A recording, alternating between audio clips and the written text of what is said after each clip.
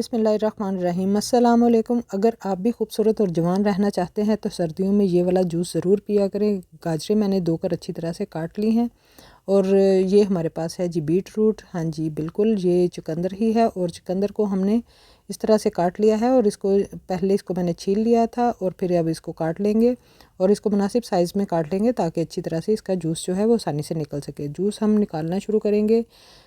Machine में गाजरें डालना शुरू कर दी हैं और जूस निकलना शुरू हो गया है। कुछ गाजरें डालने के बाद हमने बीट रूट भी डाल दिया था तो उसका भी जूस जो है वो अच्छी तरह से निकल गया है।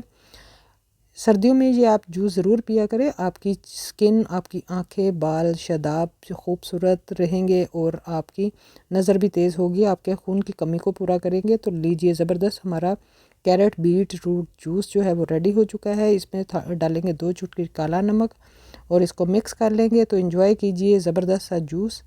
वीडियो देखने के लिए बहुत बहुत शुक्रिया। अल्लाह।